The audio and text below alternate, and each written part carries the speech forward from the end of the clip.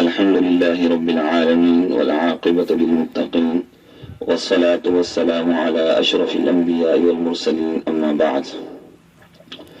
أعوذ بالله من الشيطان الرجيم. بسم الله الرحمن الرحيم. هو الذي أرسل رسوله بالهدى ودين الحق ليظهره على الدين كله. صدق الله العظيم وصدق رسوله النبي الكريم ونحن على ذلك لمن الشاهدين والشاكرين والحمد لله رب العالمين. درود شریف پڑھ لیجیے.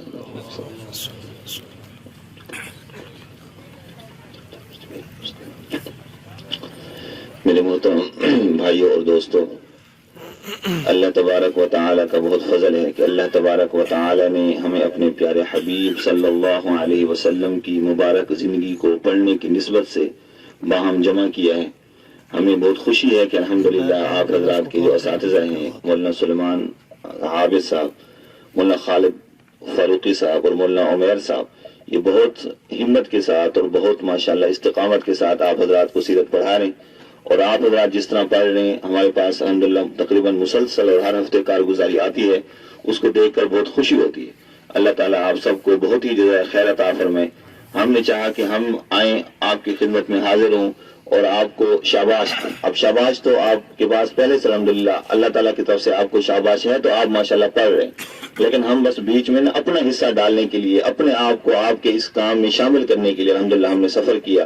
اور اللہ تبارک و تعالیٰ کا بہت فضل ہوا کہ اللہ نے ہمیں آپس میں ملایا اور ہمیں آپ سے مل کر بہت خوشی ہوئی. میرے محترم بھائیو، آپ حضرات سیرت پڑھ رہے ہیں، تو سیرت حضور پاک صلی اللہ علیہ وسلم کی جو بندہ کوئی زندگی پڑھ رہا ہو تو اس کو نصیحت کوئی نہیں کی جا سکتی کہ ہم کہیں کہ ہم اس لیے آپ کے پاس آئے ہیں کہ ہم آپ کو نصیحت کرنے کے. آپ جب رسول اللہ صلی اللہ علیہ وسلم کی زندگی پڑھ رہے ہیں، اور زندگی بھی آپ کو ایسا نہیں کہ چلیں کسی ہفتے کوئی بات چیت پڑھ لی، نہیں، الحمدللہ آپ مسلسل جو ہے وہ پہلے دن یعنی حضرت سیدنا ابراہیم علی نبینا وعلیہ الصلوۃ والسلام جو حضور پاک صلی اللہ علیہ وسلم کے جد امجد ہیں، وہاں سے لے کر آپ رسول اللہ صلی اللہ علیہ وسلم کے وصال یا ان کے بعد اللہ تعالیٰ ہمارے مساجد کو توفیق دیں کہ یہ آپ کو حضرات خلفائے راشدین اور حضرت سیدنا امیر معاویہ رضی اللہ تعالیٰ عنہ تک یہ پوری سیرت پڑھائیں انشاءاللہ. تو جب یہ پوری سیرت آپ پڑھ لیں گے انشاءاللہ، تو پھر آپ کو اس سیرت کے علاوہ یعنی حضور کے تذکرے کے علاوہ میرے خیال میں پھر اور کوئی نصیحت کی بات ایسی نہیں ہے کہ جو آپ حضرات کے سامنے رکھی جائے. البتہ میرے محترم بھائیوں، آپ حضرات بخوبی واقف ہیں اس بات سے کہ انسان جو ہے دو چیزوں سے بنا ہے، دو چیزوں سے مرکب ہے. ایک ہے انسان کا جسم، جیسے ہمارا ظاہری جسم ہے، اور ایک ہے انسان کے اندر روح. انسان ان دو چیزوں کے مجموعے سے بنتا ہے، جسم اور روح کے مجموعے سے انسان جو ہے وہ مکمل ہوتا ہے. اکیلا جسم کچھ نہیں. ہمارے حضرت جو ہے نا، ہمارے حضرت مفتی سید مختار الدین شاہ صاحب دامت برکاتہم العالیہ، انہوں نے ایک مرتبہ بہت قیمتی بات ہے، انہوں نے کہا کہ دیکھیں آپ یوں سمجھ لیں کہ جسم جو ہے نا یہ سواری ہے اور روح جو ہے یہ سوار ہے. روح جو ہے یہ جسم کے اوپر سوار ہے. اب سوار کے لیے بھی اچھا ہونا ضروری ہے اور سواری کے لیے بھی اچھا ہونا ضروری ہے. اگر سواری اچھی ہو لیکن سوار اچھا نہ ہو تو وہ منزل مقصود تک پہنچنا مشکل ہے، اور اگر سوار اچھا ہو لیکن سواری اچھی نہ ہو تو وہ بھی منزل مقصود تک جو ہے پہنچنا ممکن نہیں ہے، مشکل ہوگی. تو یہ جو جسم ہے، جسم مٹی سے بنا ہے میرے بھائیوں، اور مٹی میں ہی مل جائے گا. جب انسان کی ڈیتھ ہوتی ہے تو جسم مٹی سے بنا ہے اور دوبارہ اس کو قبر میں مٹی میں ڈال دیا جاتا ہے. اور یہ جو روح ہے اللہ تبارک و تعالیٰ کی طرف سے آئی ہے. اللہ تعالیٰ فرماتے ہیں یسألونک عن الروح قل الروح من امر ربی، کہ روح جو ہے یہ امر ربی ہے، اللہ کے حکم سے آئی ہے، اور ایک وقت اس ہمارے جسم میں موجود رہے گی، اور پھر اس کی جو انتہا ہے اور اس کا جو آخری انجام ہے وہ یہی ہے کہ اس نے دوبارہ اللہ تبارک و تعالیٰ کے پاس لوٹ کے جانا ہے.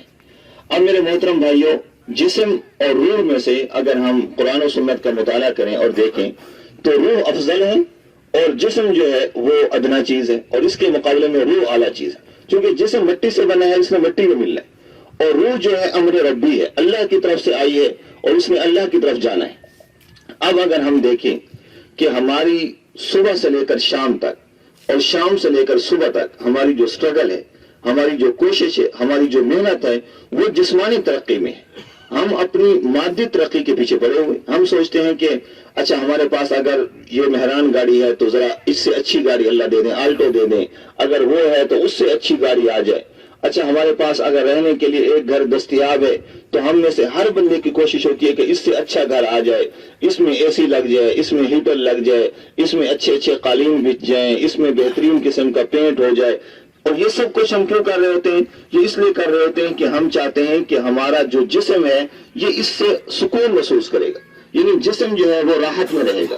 اگر گھر اچھا ہے تو ذہنی سکون ہم سمجھتے ہیں کہ ہوگا، جسمانی سکون ملے گا. تو ہم میرے محترم بھائیوں اور دوستوں، مادی ترقی کے پیچھے ہم دوڑ رہے ہیں اور ہر بندہ دوڑ رہا ہے، اور وہ یہ چاہ رہا ہے کہ کسی طرح میری مادی ترقی ہو جائے تاکہ مجھے جسم میرا ترقی کرے گا تو ہمیں سکون ملے گا. تو اس کے بالمقابل جو روح ہے، روحانی ترقی جس کو ہم کہتے ہیں، اس کے لیے اگر میں اور آپ بیٹھ کے غور کریں اور فکر کریں تو ہم اس نتیجے پہ پہنچیں گے کہ روحانی ترقی کے لیے ہم نے کوئی سبب اختیار نہیں کیا. اور روحانی ترقی ہم نے یہ سوچا ہی نہیں ہے کہ جس طرح ہم نے جسم کو ترقی دینی ہے اسی طرح ہم نے روح کو ترقی دینی ہے. ہم یک طرفہ ٹریفک دوڑا رہے ہیں. ہم صرف اس چیز کے پیچھے پڑے ہوئے کہ کس طرح ہماری جسمانی ترقی ہو جائے، ہماری مادی ترقی ہو جائے. اور حالانکہ مادی ترقی تو کچھ نہیں ہے، جسم تو ایک جو ہے نا وہ مٹی سے آیا ہے، اس میں مٹی میں ملنا ہے. اصل جو ترقی مطلوب ہے اور اصل جو ترقی مقصود ہے وہ تو ہے روحانی ترقی. دیکھیں میرے بھائیوں، جسمانی ترقی جو جسم جو ہے اس کا ایک سلسلہ نسب ہے. جیسے آپ حضرات کو معلوم ہے نا کہ ہم جسم جو ہے اس کا ایک سلسلہ نسب ہے. اور وہ سلسلہ نسب کیا ہے کہ ہر جسم اپنے والد کی طرف منسوب ہوتا ہے. میں کہتا ہوں کہ میری نسبت جسمانی طور پر میرے والد کے ساتھ ہوتی ہے، پھر میرے دادا کے ساتھ ہوتی ہے. تو یہ ایک سلسلہ نسب ہے جس کو ہم جسمانی سلسلہ نسب کہتے ہیں. جس طرح ایک جسمانی سلسلہ نسب ہے اسی طرح ایک روحانی سلسلہ نسب ہے. اور روحانی جسمانی سلسلہ نسب جو ہے یہ ہمارا باپ، ہمارا دادا، اور پھر اس کے ذریعے سے ہوتا یہ جا کے پہنچتا ہے سیدنا آدم علی نبینا وعلیہ الصلوۃ والسلام. اور ہمارا جو روحانی سلسلہ نسب ہے یہ ہر وہ استاد جو ہمیں دین پڑھاتا ہے یہ اس سے ہوتا ہوا یہ جاتا ہے حضرات صحابہ کرام، پھر حضرات صحابہ کرام سے ہوتا ہوا جناب سید نبی رسول اللہ صلی اللہ علیہ وسلم، اور ان کے ذریعے سے جناب جبرائیل، اور ان کے ذریعے سے اللہ تبارک و تعالیٰ تک پہنچتا ہے.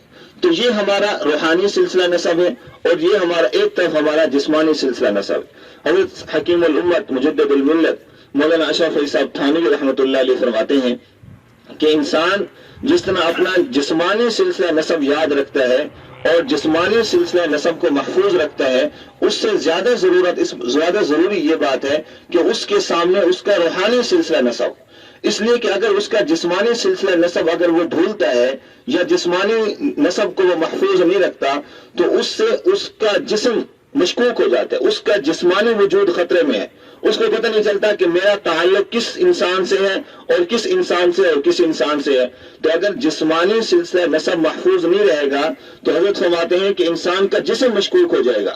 اسی طرح فرماتے ہیں کہ اگر روحانی سلسلہ نسب، اور صرف روحانی سلسلہ نسب نہیں بلکہ روحانی سلسلہ نسب کی جو بنیاد ہے جناب رسول اللہ صلی اللہ علیہ وسلم، ان کی مکمل زندگی کا تعارف، ان کی شخصیت، ان کی دعوت، ان کی شب و روز کی جو محنت، ان کا مجاہدہ، ان کی جو کوشش ہے، ان کا دین کو پوری دنیا میں عام کرنے کی جو فکر ہے، جو لگن ہے، جو ان کی جہد مسلسل ہے، یہ پوری چیزیں اگر ہمارے سامنے نہیں آئیں گی اور ہمیں جناب رسول اللہ صلی اللہ علیہ وسلم کی مبارک ذات کا احاطہ اور ان کی شخصیت کا مکمل تعارف نہیں ہوگا تو پھر آپ یہ سمجھیں کہ ہمارا جو روحانی سلسلہ نسب ہے اس سے ہم واقف نہیں. اور جب روحانی سلسلہ نسب سے ہم واقف نہیں ہوں گے تو ہمارا روحانی جو وجود ہے یہ خطرے میں ہے. تو میرے محترم بھائیوں اور دوستوں، اگر جسمانی وجود مشکوک ہو جائے یا جسمانی وجود خطرے میں پڑ جائے تو یہ اتنا بڑا خطرہ نہیں ہے، لیکن اگر روحانی وجود خطرے میں پڑ جائے اور روحانی سلسلہ نسب ہمارا محفوظ نہ ہو تو یہ بڑا خطرہ اور بڑی پریشانی کی بات ہے. اللہ جل شانہ نے مجھے اور آپ کو توفیق دی الحمدللہ کہ ہم اپنے پیارے نبی صلی اللہ علیہ وسلم کی زندگی، ان کا تعارف اور ان کی شخصیت کو پڑھ رہے ہیں. اصل میں حضور صلی اللہ علیہ وسلم کی زندگی کو پڑھنا اور پڑھانا یہ ہماری روحانی ترقی کا آغاز بھی ہے اور روحانی ترقی کا اختتام بھی ہے. ہماری روحانی ترقی کا آغاز بھی یہاں سے ہوتا ہے کہ ہمیں اپنے نبی صلی اللہ علیہ وسلم سے تعارف کتنا ہے، اور جب حضور صلی اللہ علیہ وسلم سے تعارف کی ابتدا ہوتی ہے تو آپ سمجھیں کہ ہماری روحانی ترقی کی ابتدا ہوتی ہے۔ جب رسول اللہ صلی اللہ علیہ وسلم کا ہمیں مکمل تعارف ہوتا ہے اور ہم حضور پاک صلی اللہ علیہ وسلم کی دعوت، ان کا مشن، ان کی شخصیت، ان کی پوری زندگی کو ہم جب سمجھتے ہیں تو آپ یہ سمجھ لیں کہ پھر روحانی ترقی کی وہاں جا کے ہماری انتہا ہوتی۔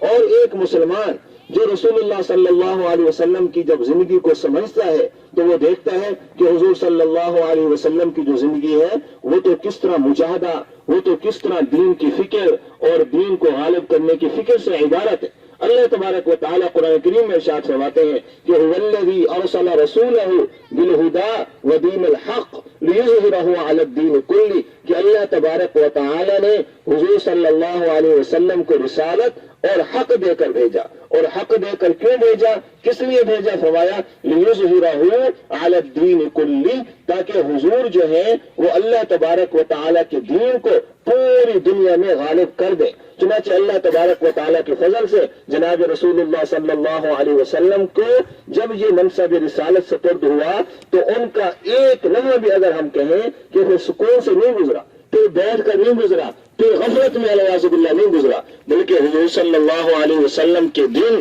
ان کی راتیں، ان کا ایک ایک لمحہ اس فکر، اس کون اور اس تکلیف میں گزرا کہ کیسے اللہ تبارک و تعالیٰ کا جو دین ہے یہ پوری دنیا میں غالب ہو جائے۔ چنانچہ رسول اللہ صلی اللہ علیہ وسلم نے اپنی زندگی میں پوری اس کی کوششیں کی، اور جو پیغام اللہ تبارک و تعالیٰ نے ان کو دیا حضور صلی اللہ علیہ وسلم نے وہ پیغام ہم تک پہنچایا، اور میرے محترم بھائیوں اور دوستوں نہ صرف پہنچایا بلکہ پہنچانے کا حق ادا کیا۔ چنانچہ حجۃ الوداع کے موقع پر جناب رسول اللہ صلی اللہ علیہ وسلم نے لوگوں سے پوچھا کہ لوگوں بتاؤ کیا میں نے اللہ تبارک و تعالیٰ کا پیغام تم تک پہنچا دیا؟ تو تمام لوگوں نے بیک زبان ہو کر فرمایا اور عرض کیا کہ جی ہاں یا رسول اللہ، نہ صرف آپ نے پہنچایا بلکہ آپ نے پہنچانے کا حق ادا کیا۔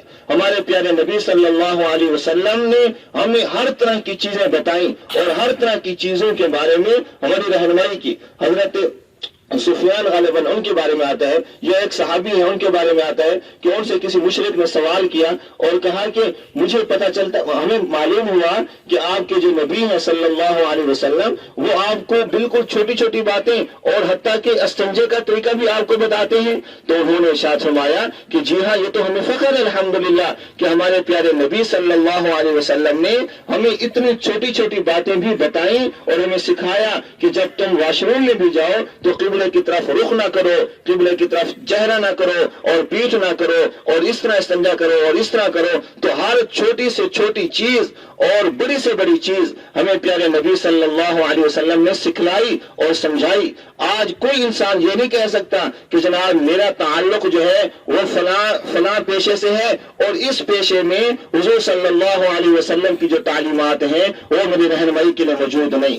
کوئی انسان ایسا نہیں کہہ سکتا، چاہے اس کا تعلق زراعت کے ساتھ ہے، اس کا تعلق تجارت کے ساتھ ہے، ملازمت کے ساتھ ہے، کسی بھی پیشے سے انسان تعلق رکھتا ہو، حضور صلی اللہ علیہ وسلم کی تعلیمات اس کی رہنمائی کے لیے 100% موجود ہیں۔ اب میرے محترم بھائیوں اور دوستوں، پھر ضرورت اس بات کی ہے کہ ہم اپنے پیارے نبی صلی اللہ علیہ وسلم کی تعلیمات کو دیکھیں، ان کو سمجھیں، علماء سے، اساتذہ سے، بزرگوں سے۔ اللہ تعالیٰ کا فضل ہے کہ آپ کے پاس بڑے بڑے اساتذہ اور بڑے بڑے بزرگ موجود ہیں، ان کے ساتھ تعلق بنے، ان کے ساتھ آنا جانا رکھیں، ان سے حضور صلی اللہ علیہ وسلم کی زندگی سمجھیں، اور زندگی کو سمجھ کر حضور صلی اللہ علیہ وسلم کی تعلیمات کو دیکھیں، اور تعلیمات کو دیکھ کر اپنی پوری زندگی جو ہے وہ حضور صلی اللہ علیہ وسلم کی تعلیمات کے مطابق ڈالنے کی کوشش کریں۔ اور صرف یہی نہیں بلکہ اپنی زندگی میں بھی حضور صلی اللہ علیہ وسلم کی لائی ہوئی تعلیمات اور حضور کا لایا ہوا دین زندہ کریں،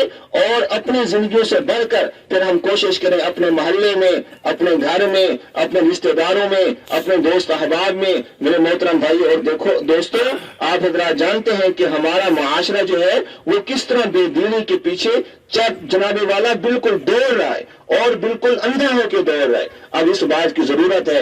اللہ تبارک و تعالیٰ نے ہمیں دین کی سمجھ نصیب فرمائی.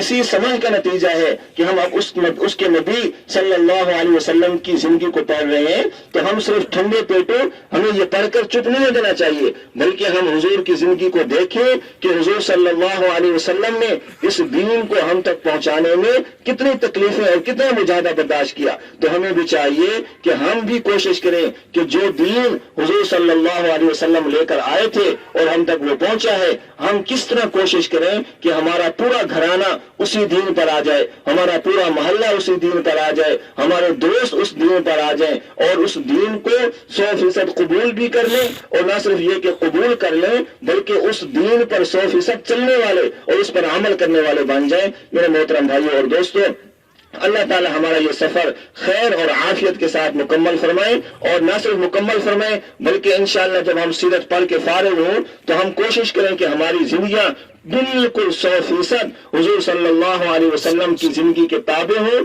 اور دین کا جو درد حضور صلی اللہ علیہ وسلم کے پاس تھا اس کا کچھ حصہ ہمارے دل میں آ جائے، اور اسی درد اور اسی جذبے کے ساتھ ہم اپنی زندگیاں جو ہیں وہ حضور صلی اللہ علیہ وسلم کے لائے ہوئے دین کو عام کرنے کے لیے پھر اپنے طور پر ہم کوشش کریں کہ کس طرح حضور کا دین جو ہے وہ غالب ہو جائے. اللہ تبارک و تعالی مجھے اور آپ کو اس مبارک محنت سے، اس مبارک جہد سے جڑنے کی توفیق عطا فرمائے. وما علینا الا البلاغ المبین.